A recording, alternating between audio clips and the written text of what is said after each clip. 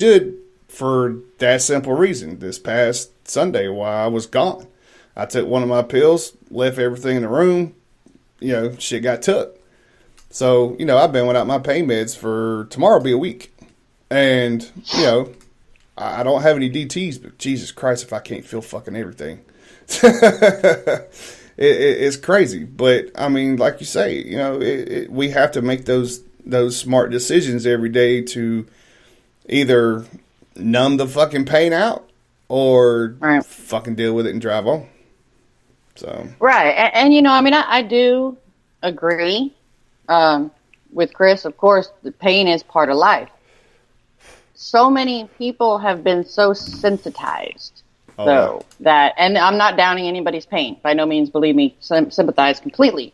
Right. But we have been, forced to this level of sensitivity that a minor, like, toe sprain is like a bullet to the cheek for some people. Mm-hmm. And you can't judge every case the same, but that's what doctors do.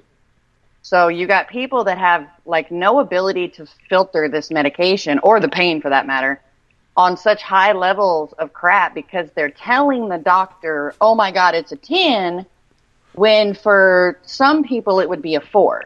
Yet they're giving everybody the same kind of medicine, the same amount of medicine at the same, increments during the day. That's a problem. It's kind of like school. Like, teaching a class full of 30 students is no longer about one-on-one teaching. Well, medicating the country is no longer about doctoring one-on-one with your patient. Right. It's a chart. It's like a pie chart. And it's out of control. And for somebody like you, and I can only reference myself because I don't know what everybody else feels, but for the stuff I have, and I wrote a status the other day and tried to explain how each part of my body feels at the end of a day. Right. For someone who has that every single day that doesn't take meds, I can say that I am more able to cope when things do get bad, to a point, which is really where everybody should be trying to get. Yes, by all means, there should be medication for when it's just bone crushing and, like, ending. But we got to figure out a way to teach ourselves to cope to a point. In my opinion on that is, for the doctors, I don't think they should give the fucking strong shit right off the damn gate. If you're fucking hurting, Chris knows what me and you were talking about. But it's maybe a high strength of Tylenol, or even though they did not just recently, it's been like a couple years now, but they making tramadol now a narcotic, but it's such a low dosage. It's nothing like what I take. I take the strong shit. Yeah, I got 30 milligram oxycontins and 10 milligram oxycodones. If I wanted to fucking knock my ass out, I can knock my ass out, but I refuse to. But I think that. Go ahead. I just think that would help a lot of this epidemic out here with pain medicines and stuff like that. The doctors are really quick. Well, I'm going to give you Percocet, or I'm going to give you some oxys or something like that. Why? Fuck. Unless, no offense to everybody, because I know you, sis, and Chris, and other people have got some serious fucking pain. But you come in with a fucking sprained ankle or a bum fucking knee or something like that, you don't need to be on that high shit. Because it ain't going to do nothing but trap your ass. And then you're going to wonder how to come off with that crap. Right. Exactly. Like my grandma just said, why spend the time you have here in a haze? And that's why I make the decision I make to, the only word to use really is suffer. Because it's not joyful, it's not fun by no means, but in my suffering, I can still be a part of my kids who are still young, or, my family who happens to live all around me. Right. If I was in that doped up haze per what they prescribe me, I wouldn't know anybody. And I have a high tolerance for meds, but I can't like bring myself to the level of accepting that that's where I need to be in my life, is in my bed at 33, not knowing anybody, not knowing what my kids are doing or how they're doing or interacting. I can't cope with that. It just I just can't. I've watched people do that from the moment they're diagnosed to the day they die. I've watched that. And you missed out on so much that was worth the suffering, because it is truly worth the suffering. Right. It really is. You can't get that back. Not at all. The one thing that kind of, you always heard the doctors and whatnot always say, be careful of this med, be careful of this med. I really didn't understand the strength and what they were talking about until after I finally got home. They had a big welcome home party, after I retired, and we was all sitting in Hooters, there was like 50 of us, and I bring out one of my medicines. I'm hurting, I've been up on my feet all day, airplane rides, all this shit. And it's like when I pulled it out, it's like 5, 6 people heads just turned straight to me. We taking. I was like, yeah, what you got? Give me one. What? Exactly. No. Exactly. And, you tell them no and stuff. And then over a period of time, you start getting these messages like, yo, man, I'm hurting, da-da-da-da-da. Then you really find out what the deal is. Oh, you're out here taking this shit recreation. Right. And now you're dope sick. And because hell no. I'm not feeding your addiction. Fuck that. Yep. And see, Diane, this is why I love Diane. She's a lot like me. Yeah, the pain management doctors. Now, I have a special loathing for pain management doctors. They are literally like legal drug dealers. There's one here that I know of in the state of Louisiana, and I got to give this man credit. I don't know his name, but he's a doctor. He can write prescriptions. Right. But the way he does it is he assesses you for like a year, and he makes you go through all these natural remedies first. Right. Whether they're vitamins or herbs or certain exercises or hot and cold, whatever. But he'll go through that whole extensive thing first before he will write you anything.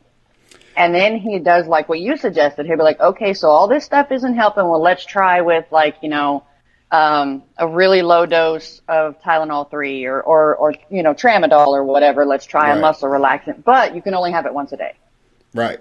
Stuff like that. But he's still making you do the exercises, the hot and cold, the natural stuff or whatever. Cause he's like, you'd be surprised if you're in pain for 10 years, it's going to take you more than a week for this natural stuff to help at all. Right. And it's going to hurt worse actually sometimes. That's something I can say about the military's pain management is they did put me through all that stuff.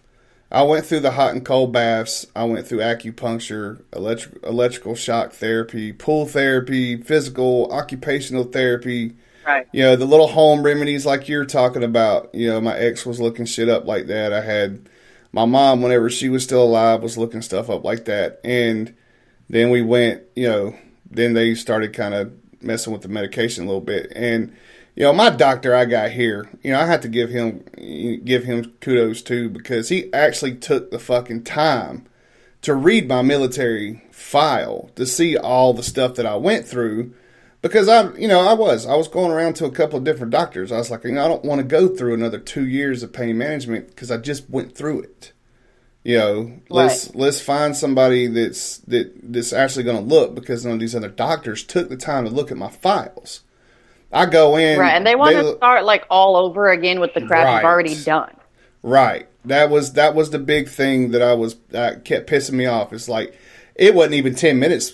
Me walking in the doctor's office, I'm going to send you pain management. I'm like, no, I'm not going to pain management. I was like, I just went through all this shit the last 2 years. I was like, ain't shit helping, homeboy. I mean, but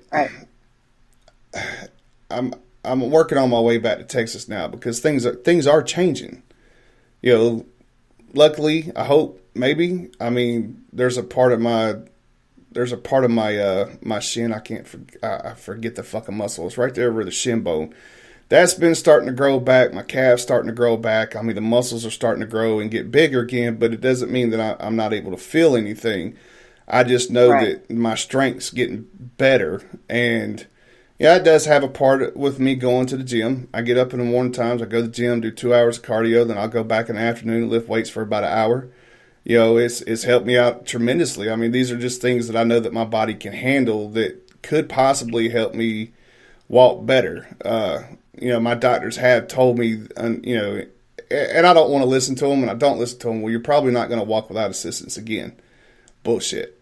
I'll find a way somehow, however long it fucking takes. Before I'm 40 fucking years old in 2 years, my ass will be walking without fucking assistance. You know, that's just the mentality that I got. And that's, you know. And that's sometimes that's all you need. Not all you need, but like sometimes if you can put a goal and you can put that determination in front of whatever is wrong with you, exactly. There's a chance you might not always make it to your goal, but you'll always get there by trying instead of never getting there by not doing shit. Exactly. You know, and that's a part, and that's, talking to these people down in Florida last weekend, I was in front of 3,000 people at a minor league baseball game, but I had a lot of people come up afterwards and was like, such an inspiration for somebody. They can see. They've seen the braces. They've seen the fake leg. They've seen, seen how much of a struggle. It's like, even Anthony from the Barracks Lawyers was like, dude, why the fuck are you sweating so much? I was like, well, the doctor told, he was asking me why I sweat so much. Because, okay, think about it like this. This is how the doctor explained it to me. Is whenever your body produces sweat all over the place, from your feet all the way up to your head. Well, you take a portion of your body away, where's that sweat or whatnot going to go? You're just going to sweat even more because that portion of your body that takes up that part, makes it do it even more.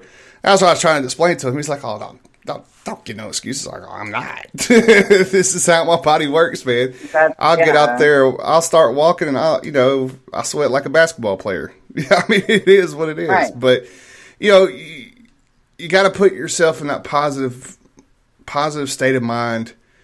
It sucks that we have to live with stuff like this, but I think a big part of why me and you and Chris can function with our pain is we've accepted it to a point to where, this is just a part of my life nowadays. And I cannot let this keep me down. Like you said, keep you in the bed.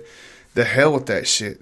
Get out here and live life every day to the fullest, 110%, regardless on what the fuck's going on. And like you say, the Ripper hits like a bitch. We're still pushing. Right. So...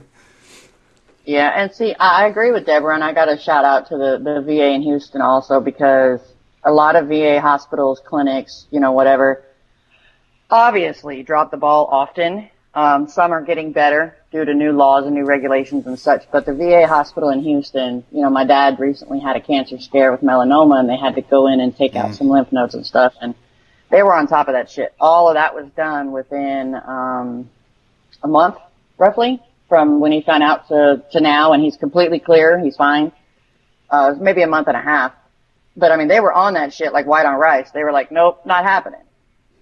That's what we need more for our vets is more VAs need to take that from Houston and remember why they're there doing what they do. So, I mean, I got a shout to that. But they that song, since we're talking about this, the reason I wanted you to play that is because and it's not just for people that are in pain. It's for, people that have anxiety or depression or whatever, or they just go to the doctor to get a checkup and the doctor puts them on some crazy medicine because they think something or whatever. I've had doctors like that. Oh yeah. But there's this mentality though that amazes me, even being as sick as I am and having to be on certain meds. We went from a nation of hardcore, badass, like pioneer motherfuckers. And in 50 years, roughly, we with all this medical progress, let's call it that, because they like to use that word progress. Right. They have created a situation of even healthy people are medicated. There is almost nobody in the United States above the age of 18 that is not medicated. And now the way the schools are, there's like 85% of children in the United States are medicated, whether they need it or not, mind you. Right. And most of them they don't need. It's just a case of this child has more energy or more of an imagination or whatever. They don't learn the same way. So let's medicate them so that they can, not bother the class, which to me is bullshit. They did it to my kids. My youngest son was on Adderall too because he's hyper. He's got a lot of energy and he can't focus on one thing if it's not interesting. And if he already knows it, there's no way in hell he's going to focus on it. He don't want to learn it twice. Right. So they push these medicines, and if you say no as a parent, they say, okay, well, we're going to turn you into, DCS, OCS, whatever it's called in your state, because you're neglecting the health of your child, when you're really not.